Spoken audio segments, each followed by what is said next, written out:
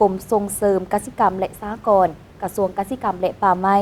จัดพิธีปิดสุดฝึกอบรมเพื่อสร้างความเข้มแข็งเกี่ยวกับระบบบัญชีออมทรัพย์กองทุนพัฒนาบ้าน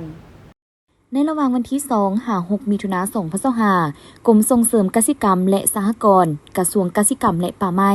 ได้จัดฝึกอบรมสร้างความเข้มแข็งเกี่ยวกับระบบบัญชีออมทรัพย์กองทุนพัฒนาบ้านขึ้นอยู่ที่สโมสรศูนย์ฝึกอบรมเทคนิคกสิกรรมและพัฒนาชนบทลาวเกาหลีโดยการเป็นประธานของทานพรวิไลหลวงคำหานรองหัวหน้ากรมส่งเสริมกสิกรรมและสหกรณ์พร้อมนี้ครูฝึกและนักสมณกรที่มาจาก3แขวง6เมือง12บ้านเป้าหมายของโครงการเข้าร่วม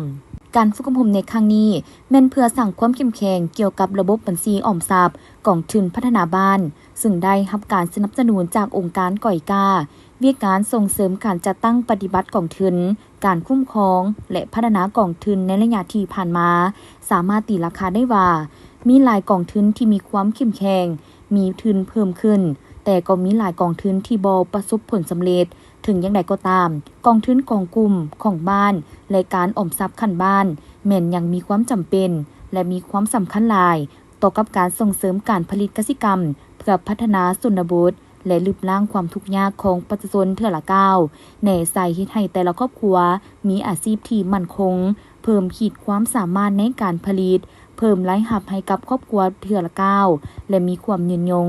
ตามแนวทางของรัฐบาลหลักสูตรการฝึกอบรมประกอบด้วย2ภาคคือในภาคทฤษฎีประกอบด้วย10วิชาคือการระดมและเต้าโฮมความสามัคคีสมาชิกการคุ้มครองและบริหารการปล่อยกู้การคุ้มครองและบริหารเงินคลังกฎระเบียบของกองทุนพัฒนาบ้านกฎระเบียบของกองทุนสร้างรายรับกฎระเบียบของการออมกฎระเบียบของการปล่อยกู้การบริหารจัดการและเทคนิคการแบ่งปันผลระบบบัญชีการรายงานการเงินและแบ่งสมณกรออกเป็น2กลุ่มย่อยร่วมกันค้นคว้าปรึกษาหารือแลกเปลี่ยนบทเรียนความคิดความเห็นและนำไปแก้ไขให้เกิดประโยชน์สูงสุด